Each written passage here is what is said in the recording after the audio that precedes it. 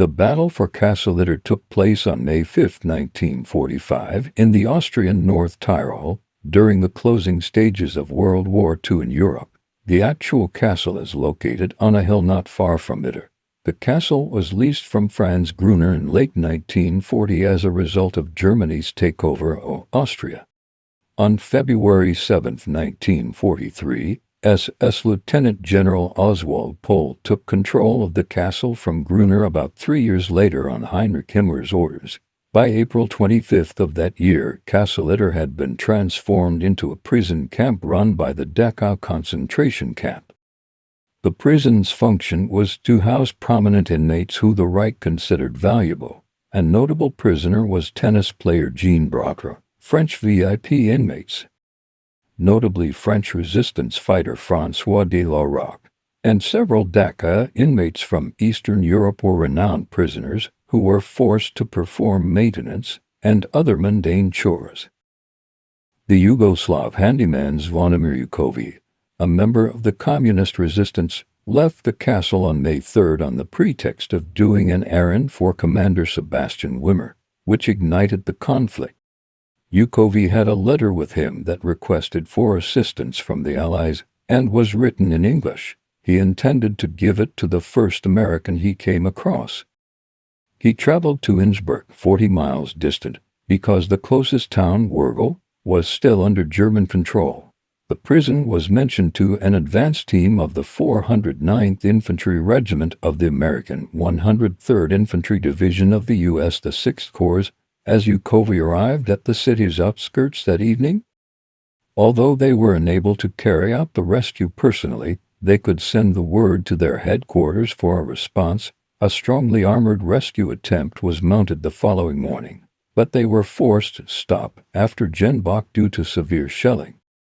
Commander Sebastian Wimmer left his post about the same time, fearing he had been found when Jukovic failed to return.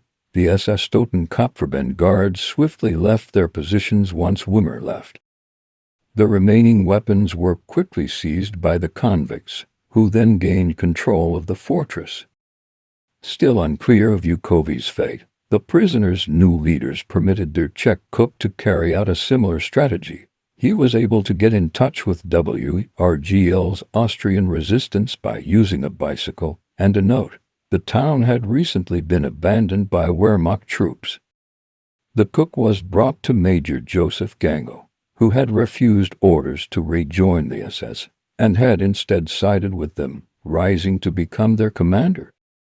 Due to the lack of warriors in his ranks, Gangl had intended to attack the castle but had decided against it in favor of protecting the village. He had hoped that the castle would be dealt with by American forces. Now Gangl had no choice but to go to them under white flag. Around this time, the village of Kufstein, Austria, laid host to a reconnaissance unit of 4 Sherman tanks of the 23rd Tank Battalion, under the command of Captain Lee. The unit waited to be relieved by the 36th Infantry Division. He was then approached by Gangl, and Lee readily gave his help. Lee and his new crew conscripted 5 tanks on their way to the castle, but was forced to send reinforcements back en route due to a very rickety bridge. He set off, accompanied by 14 American soldiers, Gangl, a driver, and a truck carrying 10 former German artillerymen. Just 4 miles from the castle, they ran up against and defeated SS troops attempting to set up a road blockade. Kurt Siegfried Schrader, an SS officer, who had recuperated alongside the inmates, had been asked by the French prisoners to command their defense at Castle Itter. Although the prisoners were happy to see Lee, they were a little let down by the limited size of the unit. Even so, everyone positioned themselves defensively all around the castle, with Lee's tank, the Sottenjenny, keeping watch at the main entrance. Lee told the French hostages to go inside, but they battled with the American and Wehrmacht soldiers outside. A reconnaissance force that had been sent to check the forces and evaluate the castle for weaknesses attacked them during the night. On May 5th, in the early hours, 100 to 150 Waffen-SS launched an attack. Just before the main assault began, Gangl managed to telephone the Austrian resistance, only able to secure 3 more troops to German soldiers, and an Austrian teenager who drove to the castle. Lee's tank provided support until it was destroyed by German fire from an 88mm gun. By early afternoon, the 142nd had received the call for reinforcements, and a relief force was dispatched. Tennis star Jean Bartra offered to vault the wall and run through a labyrinth of enemy soldiers, which Lee accepted. Bartra managed to get through unscathed, requested a uniform, and then joined the resistance force as it made its way towards the prison just before the defenders were out of ammo. The relief force, arriving around 4 p.m., defeated the SS, taking close to 100 prisoners. In the aftermath of the attack, Lee received the Distinguished Service Cross. While Gangl died from a sniper bullet attempted to help the former French Prime Minister out of danger, he was honored as an Austrian national hero.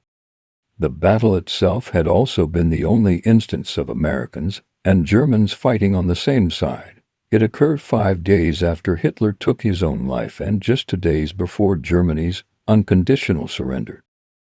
What are your thoughts on this historic but unusual battle? Comment down below. If you enjoy the video, leave a like, and if you want to watch more videos on battles and wars in history, subscribe and turn on notifications.